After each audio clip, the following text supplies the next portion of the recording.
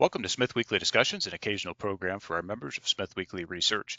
Please note this program is a private discussion and everything contained herein is for entertainment and educational purposes only. With that, we hope you're in a comfortable position, along with your favorite beverage, to enjoy the discussion. We remind our audience to examine our show notes attached to each of our shows to better understand how our program functions. Before we get into our discussion, we want to say thanks for questions coming from our audience at Smith Weekly, including Luke A., Mark R., Ryan S., Nick W., and Brent S. We have a returning guest on the program today. Miss Judith Curry is back on the show. Judith is the president and co-founder of Climate Forecast Applications Network, a weather and climate consultancy that assists various types of businesses make decisions around impacts of weather and climate on their products and services.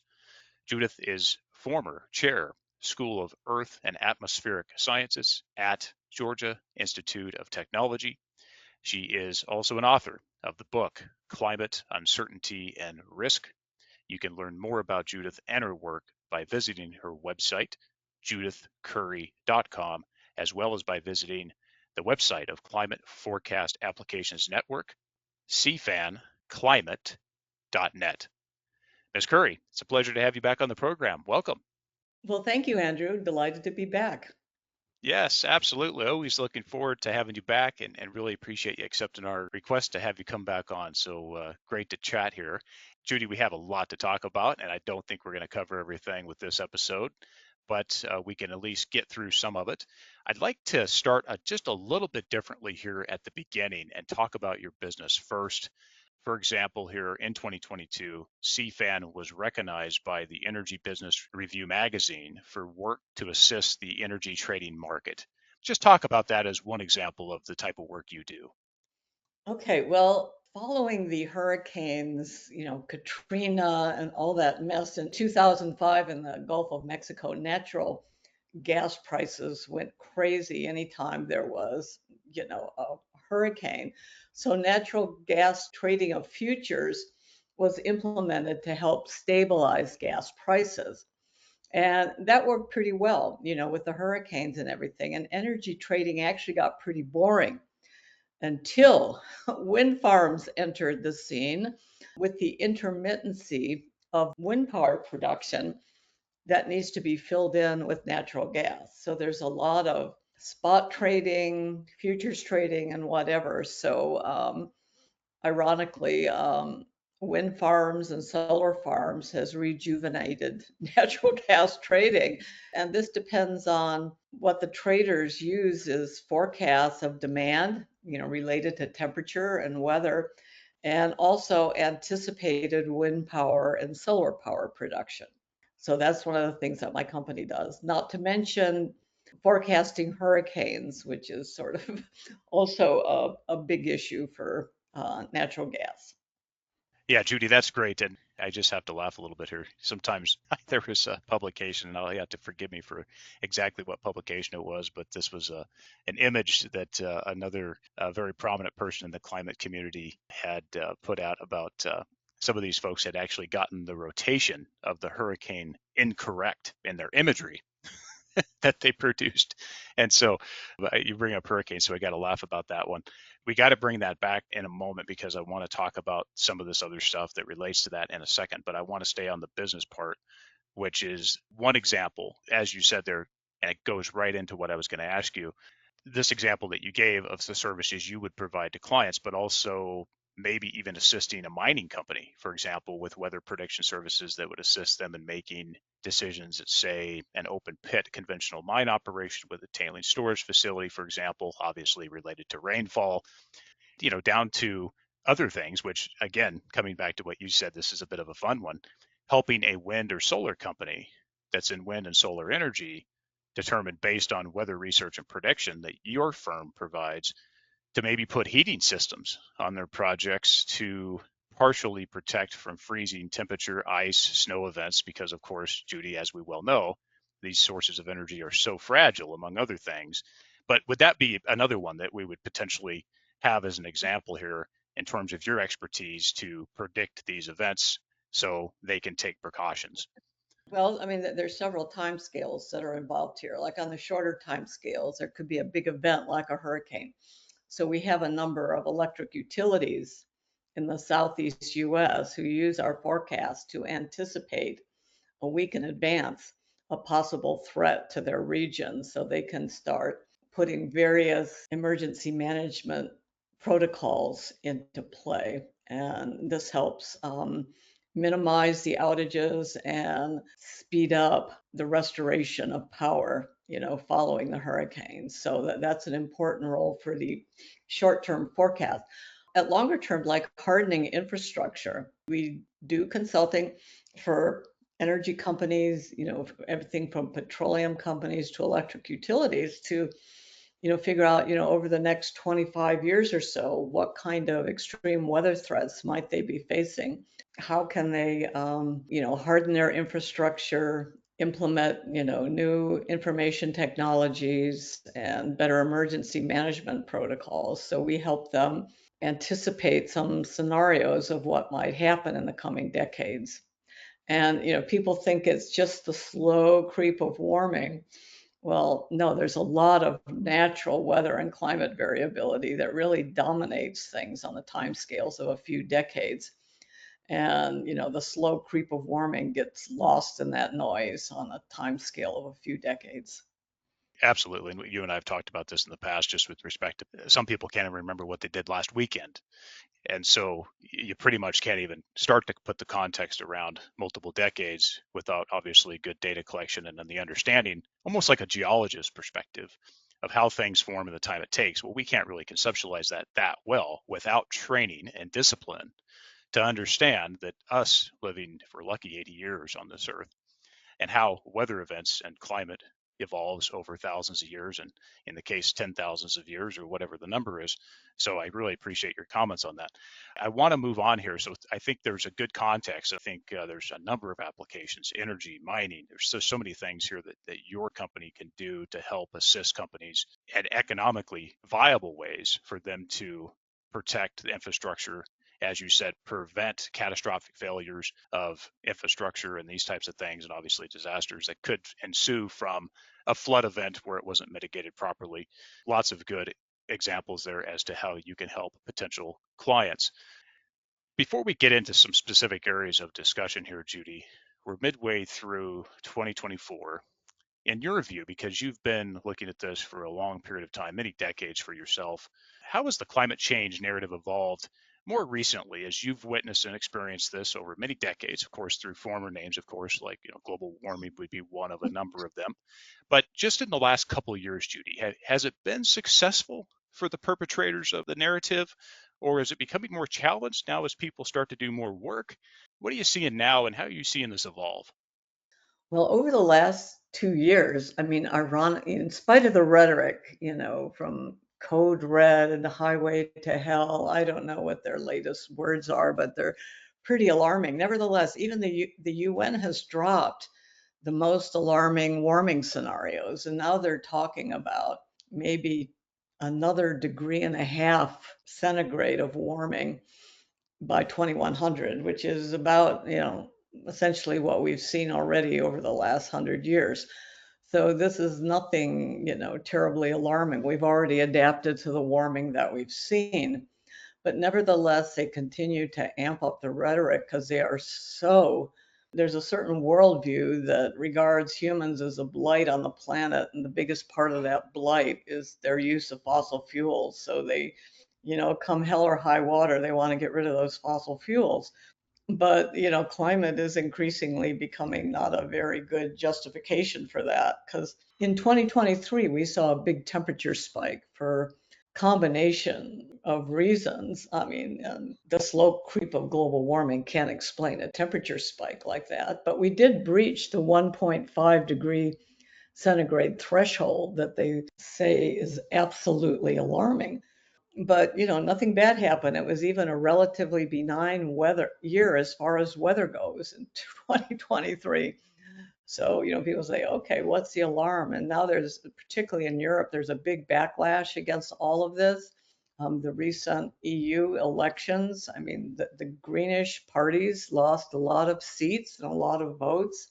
We're seeing in England and France, the rise of the so-called fringe opposition parties, if you will, largely because the populace is just so sick of, this narrative of austerity and expensive energy that is associated with climate change. And it seems, it's very detrimental to their well-being, and they're not seeing, like, why should we care about this?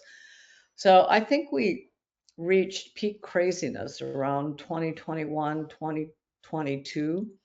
And I think there's starting to be a backlash politically, and the population is just starting to care about other things and to ignore this issue. I think it's heading in the right direction. I mean, sure, we need to worry about our environment and not endlessly dump garbage into the atmosphere, but we need to put all this into perspective and we need to keep human well-being, as our primary objective, not some sort of arbitrary metric for health of the planet or something. Yes. Yeah, at the end of the day, we all know it's not for the health of the planet. It's a complete lie. Because if you if it was for the health of the planet, you would say, well, why are we doing these things under the guise of basically climate? We could come into a couple examples there. I mean, I'll just use one. I very, very much against the industrial scale use of wind and solar, very much against it. And when you see that trying to be propagated in this belief that we can live off wind and solar on an industrial scale, this is what the context here, that somehow everything is better, I just don't follow the logic. Really silly. That's one example. We don't need to get into others because we actually have a limited time, but there's many others, as you and I both know, Judy. But I want to hold that for a moment because I want to get on to another topic, and we'll come back into that as we discuss. So it'll come up a few times as we talk here. Lake Chad, a body of water that at one time covered the borders with Chad, Nigeria, Niger, and Cameroon. This has nearly been eliminated and is a small fraction of what it used to be. Tell us the story on Lake Chad. Well, in the 60s and 70s, there was a big drought in the region. Okay. And, the lake started to dry up. And then the circulation patterns changed, and there's been plenty of rain in the region for the last several decades. Nevertheless, the lake continues to dry out. It's not related to a lack of rainfall. It's related to everybody siphoning water off from the lake to irrigate their rice farms, which require a lot of water. And so, in the region, you have some very low productivity, inefficient rice farms. But, this is nevertheless sucking up all the water in Lake Chad. Okay, so how do people, the politicians in the region say, oh, they blame it on climate change? That way it's not their fault. They can get aid from, the international agencies, and it takes the blame off them. So rather than confronting their real problems, which is their water management and using a huge amount of water to irrigate these very inefficient and ineffective rice farms, they're blaming it on climate change instead. It's an excuse for any problem that we face. Oh, just throw up your hands and blame it on climate change. That allows us to cover up for poor governance and gives us, an out for actually confronting our real problems and trying to address them in meaningful ways. I think the Nile River as well has a number of issues. There's obviously some hydroelectric ambitions with certain areas in the Nile. It's shared by different countries, of course. So there's always the fight and squabbling about people upstream, downstream, and everybody else, right? And I want to tie this Lake Chad issue over to Lake Mead, which you're well familiar with. Mhm. Again, another story on mismanagement, or is this a climate change excuse? What are your thoughts on Lake Mead? Well, Lake Mead has been replenished fairly significantly over the last few years. So there is a certain amount of natural weather and climate variability that's going to cause the lake to go up and down. But the sad issue is that we're just using too much water in the US Southwest. Um, you know, Population, in mega cities like Phoenix and Las Vegas is huge. Las Vegas has been actually quite good at minimizing its use of water. But I remember being in Phoenix, and this is going to be like maybe 15 years ago, and everybody had green lawns. And, talking about people, it's like asking people to conserve water. It was like, trying to take away their guns or something. It was just part of their freedom, to use water however they wanted. I think Phoenix is getting a little bit more realistic, but there are, people in the Southwest US just have to get real about water. Now, the good news is that desalination of seawater is becoming increasingly inexpensive, and like countries like Dubai, live completely off of desalinated seawater. So, off the coast of California and, the Baja region and whatever, the region does have access to seawater. So that is a potential solution for the region. But until, they bite the bullet and do something like that, they have to confront that their water resources are limited and they're vulnerable to natural weather and climate variability, as well as the slow creep of global warming, which I think is probably having a drying effect in that region. Although globally, global warming causes more rainfall, but not necessarily in that region. It was really, really low for a while, but it's bounced back quite a bit with several years of decent wintertime rains. Good to get your opinion on that and get what is happening there with that. It's just overall your view of it, because it aligns right with what we've seen too, in the same sense. And, of course, terrible amount of mismanagement, but of course that mismanagement is just covered, said, well, it's climate change. Everything today is an excuse. It's just climate change. And it's a complete farce of crap. A couple things you mentioned there, a discussion around water rights, and one of the most important things I think coming out, specifically in the U.S., is water rights in the future. I think water is going to be a tremendous heated issue, and the rights thereof in the years to come. And then, of course, desalination, you hit it right on the head. I have to shake my head and say, why has desalination been so suppressed in specific places like the United States for such a long period of time, when we've seen it successful in so many other applications in different countries, in mining applications in the Atacama region of northern Chile? It has been commercially successful and viable for a long time, yet we've refused in our laziness to do anything about it in the Southwest. And I think that's the real issue here on that. It's funny you said, Arizona and Phoenix, Scottsdale. It's funny. Everybody's got green lawns in a desert. Anyway, it's always a good one to cover off there. But desalination, a huge fan of desalination, the benefits that you can do with that. Let's stop on that and move on here and talk about notable weather events. And this ties into my next question. But first, wasn't there a significant period, Judy, of temperature increases, drought, and hurricanes during the 1930s, specifically in the US? And let me couple this. Was it regionalized, or was it a global occurrence? Well, there were global elements to it. It was both in the U.S. and Europe, Eurasia, saw, extreme weather. It was, a string of La Ninas. It was, favorable ocean circulation or rather, for to cause these weather. And this was a decade-long thing in the 30s. We had the worst drought and heat waves in the US. Bad forest fires, but there were forest fires really in all of the decades of the early 20th century, much worse than anything that we've seen in recent decades.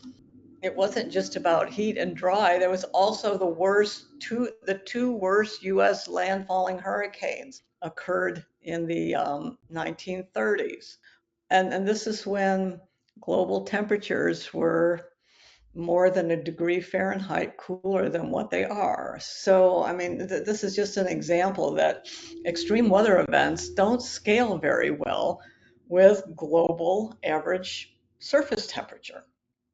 I appreciate the comments on that, just to add some additional context for people who aren't looking beyond just the last decade or what have you. So it's good to get real context here and have some other information come in here for people to consider.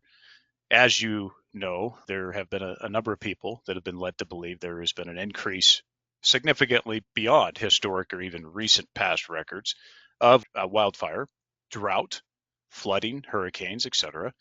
I'd like to have you address this and perhaps maybe if you have a couple specific examples on this as to if that data is valid or misrepresented. Okay, you don't have to look very far back, to find more extreme weather events than what we've seen in recent decades. I'll give you an example. Everyone's heard of atmospheric rivers, those big storms that come in to the US West Coast and dump a huge amount of rain and snow, and even cause some flooding. Well, the worst atmospheric river in history was in the winter of 1861 to 62, when a series of these atmospheric river events hit Northern California over a period of about 2.5 months. And the Central Valley of California was underwater by 10 feet. Okay, and this lasted, for months before that, water dissipated and ran off and was absorbed into the ground. And sediment analysis showed that that wasn't the worst one. There were several worse ones, say a couple hundred years before that. So about every 200 years or so, there have been a huge atmospheric river event like that causes tons of flooding in Northern California. So, the things that we've seen in recent decades is nothing compared to that. So that's an example where you don't have to look all that far back to find a much worse weather event than what we're seeing right now. Any comments on wildfire or hurricanes? Okay, well, wildfires, if you read, I mean, wildfires and smoke was just characterized the US West, in the 1800s and early 1900s. I mean, that was just smoke in the summertime. I mean, that's just what it was. Things were burning like crazy.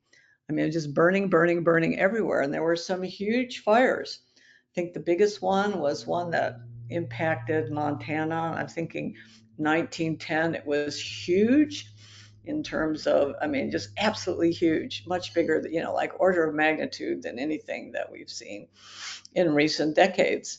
And actually, following that big Montana one, that was interesting because this is when, the government, the Department of the Interior decided, we can't let these fires get out of hand. So they entered, a decades long period of attempting to suppress fires, which worked quite well, except there was so much, you know, trees and wood building up that, you're going to pay that debt at some point. There's a big fire debt, that those forests were owed that we're in the middle of right now, repaying that debt because there's just the landscape and the climate and whatever, can't really support so many trees. So it's allowing nature to run its course, is a good idea for nature, but we've got a lot of people living in the way. So we have to manage our forests carefully.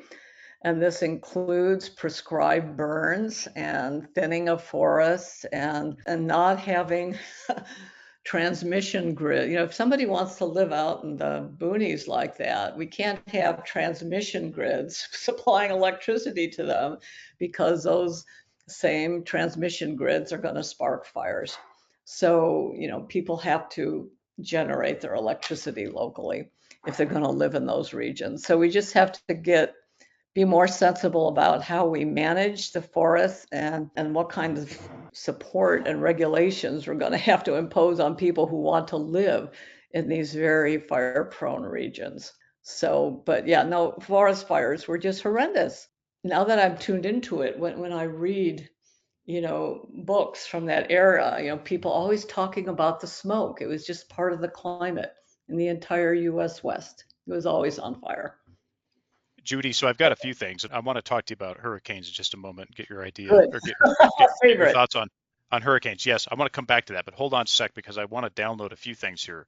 That fire was 1910, Great Fire of 1910 for the audience reference. Go look it up, do some work. with your comments on the fires, first of all, the transmission lines, I know a little bit about this because I'm from that area. The transmission lines there, generally, first and foremost, putting transmission underground, so distribution underground, makes a lot of sense. And generally, that can work pretty well in a lot of cases. Not everywhere. Of course, there's stuff that has to be mitigated on that front, but in certain areas, that can make some sense. On top of that, what I have seen, and this is firsthand experience, is the regulations from the agencies, Judy, have specifically caused and inhibited transmission to be properly maintained because of an endangered species, some nest, some snails, some bird, some wetland, whatever. Overgrowth has happened throughout our forests terribly. So it goes back to mismanagement.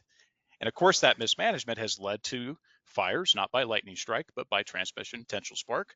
And you have those issues. Then it doesn't take a history major to figure this one out. Look at arson. Arson is really, really straightforward, and arson has been with us throughout human history. Arson is in every society, and there's lots of historic books on arson. You can look at arson in Russia. You can look at lots of different things here. Let's just say what it is. There's an industry out there, obviously, that benefits from these things.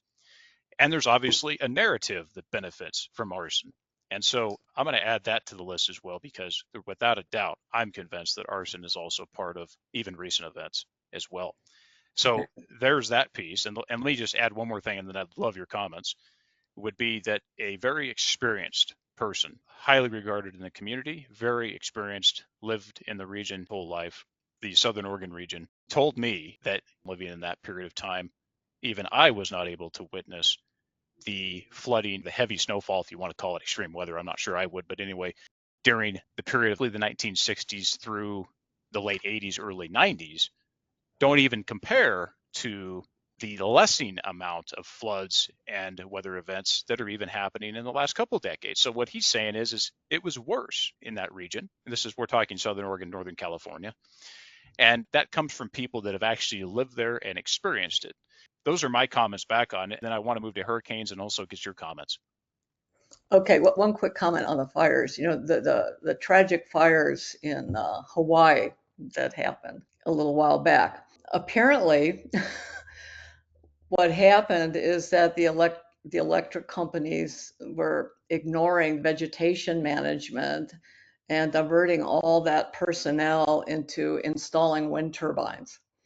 So they neglected the vegetation management in favor of trying to install renewable energy, you know, and then they blame it on climate change. Well, yeah, in that case, it's probably true. You can blame it on policies that are trying to prevent climate change. So that's another example. But on to hurricanes. Global, you know, there's a lot of year to year variability in the hurricanes that we see in the Atlantic region. And since 1995, we've been in an active period associated with the Atlantic circulation patterns. There were a few decades, the 70s, 80s, and early 90s, that were really quiet in terms of hurricanes. So if you start drawing a trend line from 1970 to now, it looks like there's an increase. But then if you go back to the 1930s and the 1950s, that was another active period.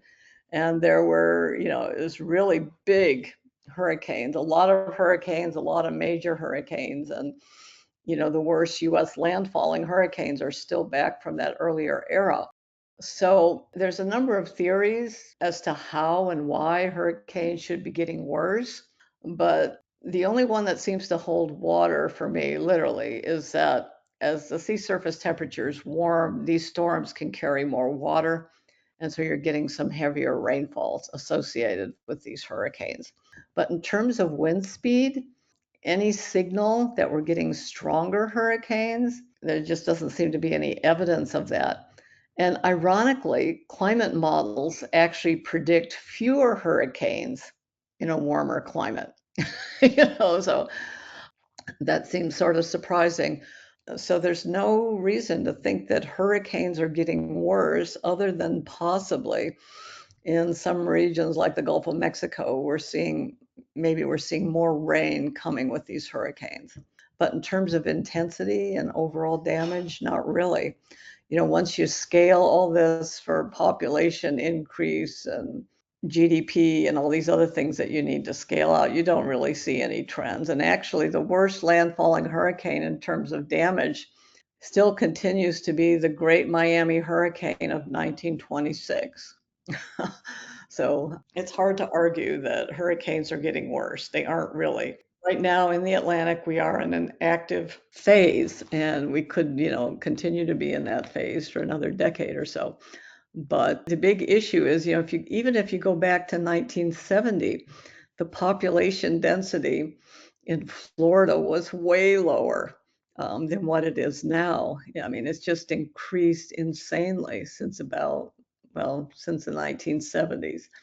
And whenever I fly into Florida, like into Miami Airport, and you see the coast, and it looks like inches away from the coast, there's all these high-rise buildings. I said, "Oh my gosh, these things are just waiting to be toppled over like dominoes."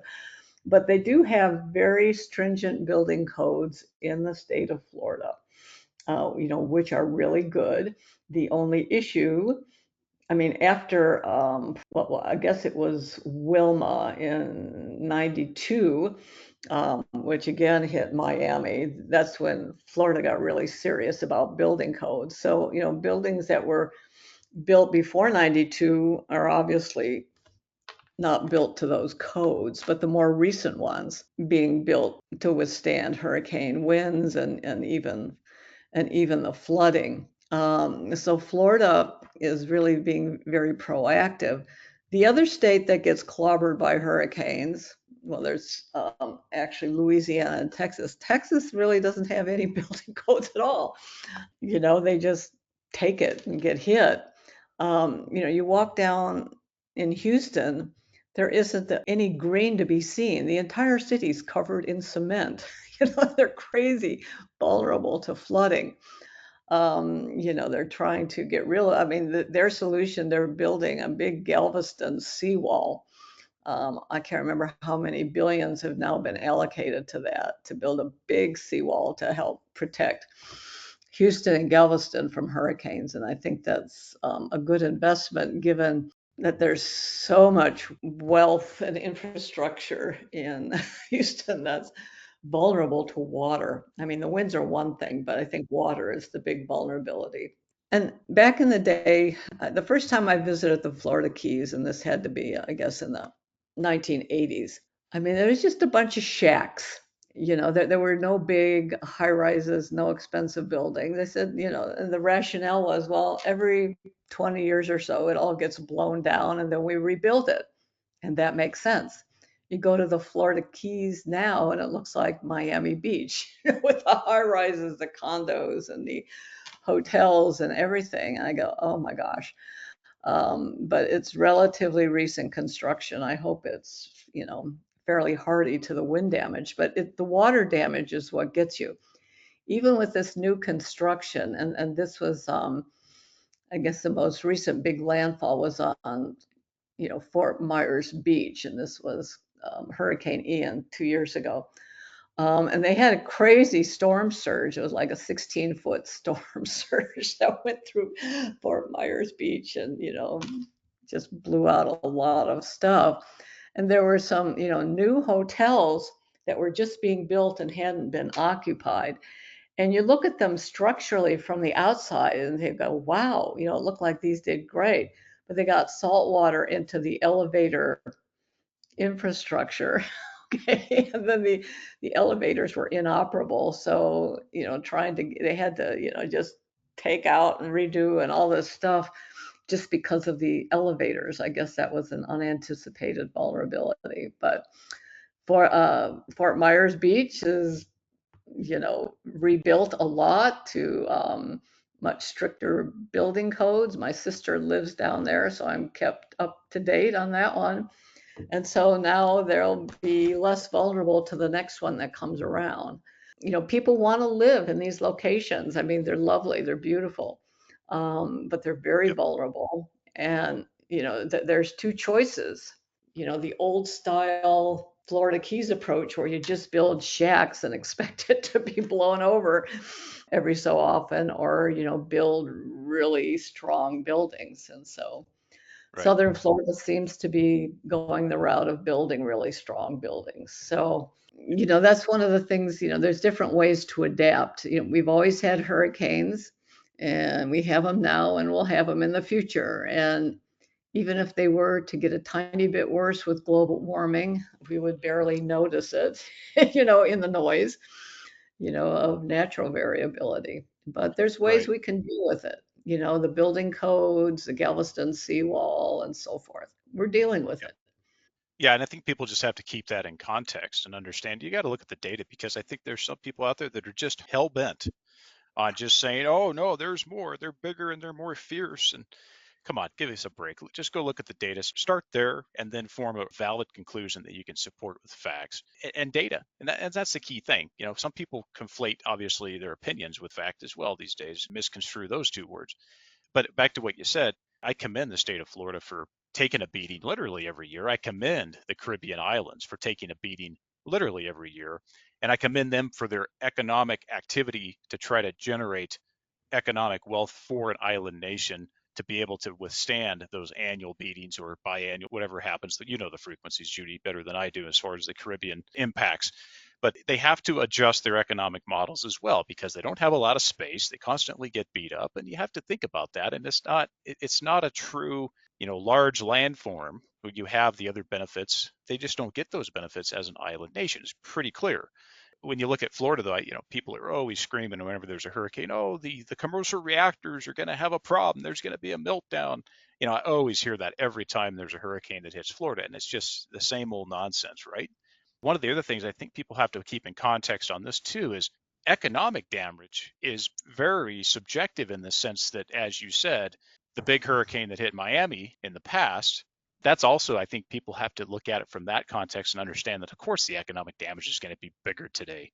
And then just because the hurricane's a Cat 5 or a Cat 4, the rainfall quantities could vary depending on the size of that Cat 4 or that Cat 5, and that it's not necessarily the storm size that may have more rainfall. In my experience, and I've been in a few of them in Central America 2020, that wasn't the case. The larger storm in terms of size carried more rain than the Cat 5 storm that followed after it. Yeah, apart from, people think category 5, and all this kind of thing. But apart from the intensity, the peak wind speed is the horizontal extent, like you mentioned, that scales with the amount of rain and the storm surge. But the other thing is how fast the storm is moving. A slow moving storm causes a lot more damage than a fast moving storm. The slow moving storm allows more water to pile up from the storm surge and also delivers more rain to a given location if it's moving slowly. So when we look at damage, my company has a damage metric that we use that relates to intensity, the maximum wind speed, the horizontal extent, and the forward speed of motion. Three factors that are going to contribute to the damage. Mm. Might have to start contacting you, Judy, to get my forecast and stop using the NHC to get the prediction. So I appreciate that. In the past, Judy's group has received funding from government agencies as part of their work because of their modeling and their proprietary information, how they put together these predictions and these patterns, and obviously the data for clients. So, okay, I want to, just for the sake of time, because I know we're short of time and we're going to have to, of course, have you back and talk more subjects, but I want to move into just a few other topics here, and then we'll talk just a little bit of CO2 before we wrap up. But Judy, in your opinion, has climate change resulted in increased turbulence for airplanes? um, no. Okay, there's three different types of turbulence that an airplane can encounter. One is just in the vicinity of mountain ranges. Like I live in Reno, Nevada, and if you come in for a landing, it's going to be bumping. You always have these orographic waves, turbulence associated with the mountains. The other source is convective, thunderstorms, deep convective towers. And then the third type is clear air turbulence. So, in terms of are any of these related to global warming? The mountain one, definitely not. The thunderstorms, there's no evidence of an increase in thunderstorm activity. There is a paper that argues that clear air turbulence, and this is up 7 miles in the atmosphere, where jets fly around 40,000 feet, that there is an argument for increasing clear air turbulence in the vicinity of the jet stream, which is a mid-latitude thing that you see over the US and in the North Atlantic. So you can imagine that that's the big flight track between the US and Europe. So, I mean, there's a big chain of reasoning and a lot of indirect things, to come up with this idea. So I can't say that it's true or not. I mean, it's just too indirect and we don't have good enough data. But if you look at the data from the number in terms of over the continental US from the aviation authorities, the number of incidents reported by pilots, that are related to turbulence. Since 1988, I think they have good records. There's no trend at all. I mean, you see some years where there's fewer or less, but there's no trend at all of turbulence related reports over the continental US. And this is in spite of the fact that the number of flights has increased since 1988. So we don't seem to be seeing any kind of an increase in aircraft turbulence over the US. Very interesting. You have different factors, of course. Now you've got, you could suggest that pilot competence plays into this to some degree. You mentioned obviously the record should be pretty clear on this because it should be actually very, very well established data because these aircraft are obviously so well tracked and there's so much data that's recorded off of them as far as altitudes and all these other data that comes in, different metrics that come into these that are tracked almost essentially in real time. And then also just the fact that just like life insurance industry, life insurance industry knows so well the life expectancy of humans, period. There's no other group, doctor or what have you, that knows life expectancy better than the life insurance industry, pretty cut and dried. And so I think that's similar. And if you're saying basically that there isn't any notable trend being established, that right now there's not enough information to say that there's actually, you can blame it on climate change, but it's kind of a scapegoat, as you know, it gets constantly blamed for something. But there's other things like incompetence, and then also airline quality, Judy, seems to be, and I'm not talking about the operators, I'm talking about the makers. At least one of them seems to be on the decline as well. So at least from a quality control standpoint, but another topic for another podcast. But anyway, I really appreciate the discussion on that and how you see that, because that's obviously been brought up recently as well. I'd like to touch on CO2 for a moment, and we'll just touch on this before we wrap up. And of course, we'll come back at another time and talk more about it. But I'd like to understand, and I think this is important for the audience as well, because I don't know near as much as you, and I'm still a person that's studying this stuff every day and having to evaluate this when I have time.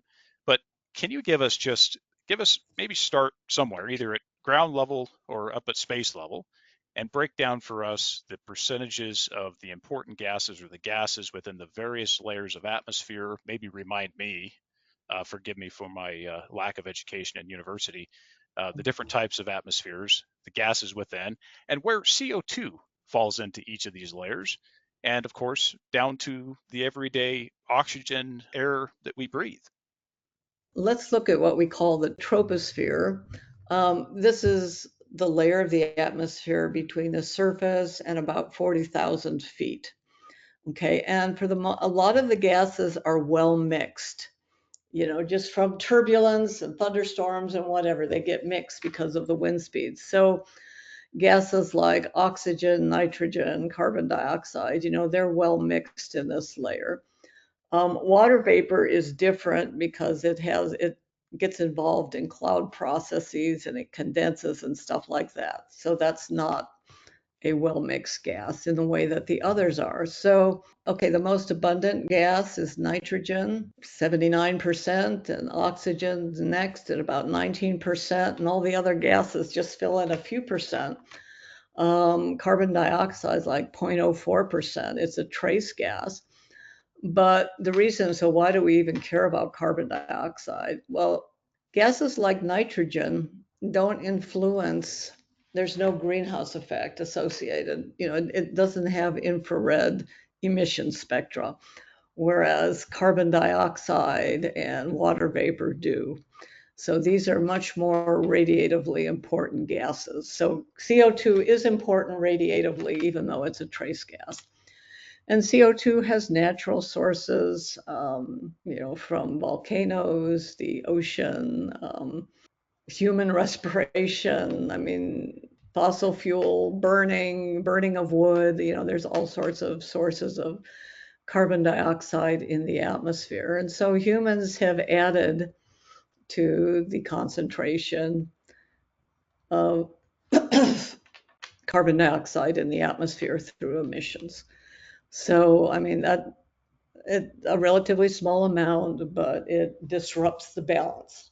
Yeah, animals take up carbon dioxide. Carbon dioxide really acts as fertilizer for plants. So plants provide a carbon sink. In fact, satellite observations since 1980 show that the planet has greened because of the increasing carbon dioxide in the atmosphere. So plants uptake carbon dioxide, and the more carbon dioxide, for the most part, the better for plants. You don't hear that one very often. So animals, like including humans, would not only utilize it but also emit it too. Yeah, I mean, humans eat plants, and then part of their respiration, their exhalation, they emit CO2. I mean, and if you're in, say, a closed room, like a classroom, with like 40 people or something like that, the carbon dioxide, if the windows are closed, will get to be, 1 to 2 orders of magnitude larger than the ambient atmosphere. Okay, and we're breathing in those high levels of carbon dioxide, and it doesn't cause us any problem at all. So, high levels of carbon dioxide in the atmosphere are not a problem for humans, and plants happen to like it. But Okay. the issue is the warming. Okay, like I said, the infrared emission spectra does act to warm the planet, the surface of the planet. How much? Scientists disagree. How much of this warming matters relative to natural climate variability? Scientists disagree on that. Was there anything else about the layers that you wanted to mention before we just wrap up on Not this? really. Yeah, I think the layering idea, I mean, if you just let's just worry about the troposphere, the 40,000 feet layer. That's the one we live in, we fly in, we do everything in. So carbon Okay. dioxide is pretty well mixed. The ones above it, and of course with the sun. Well, the stratus, yeah, that's where the ozone lives. Those aren't unimportant, but carbon dioxide isn't much of a player. Okay, because of course ozone was a big thing in the past, of Yeah. course, with CFCs and these types of things. Yeah, Judy, it's interesting because, as you said, we exhale larger quantities of CO2 than we inhale under normal circumstances. You gave the classroom analogy. You have to take some significant interest in this, and you have to question the overarching narrative that's being perpetrated on this CO2 issue. As you said, it's a trace gas, it's a tasteless gas. I can't see it, at least with the bare human eye, and I can't smell it either. So it's just a perfect vehicle. It's almost like you have to take it on faith that it's there. Obviously, we know it's there because of scientific experiment, but for the normal person, you have to question. There's enough holes in the narrative that you have to investigate those holes, and as you investigate those holes, it becomes more apparent that there's even more holes in the narrative. So really appreciate that bit. Well, Judy, I think for the sake of time here, I think we'll stop there. Of course, we want to continue the conversation. Hope you'll come back. Final question for you as we wrap up here, and I really appreciate you giving us an hour. Best way for people that are interested in your work and want to hire your firm to, or at least receive proposals from your firm for some of their issues that obviously can result in economic benefit for them. What's the best way for those parties to reach out to you? My company is Climate Forecast Applications Network. The website is cfanclimate.net. You can go to also my blog, judithcurry.com. It has some contact information there. And for background, you can read my book, Climate Uncertainty and Risk. And if you're on Twitter, follow me at CurryJA. Excellent. I definitely encourage the audience, even if you're not interested in hiring Judy to provide services to you. The book, I think, is a very good starting point to go get. I'm sure it's widely available out there for folks to grab. Check in on that. Judy, really appreciate the time here. Always great to speak with you. We hope you'll come back again soon. Thank you. I enjoyed it.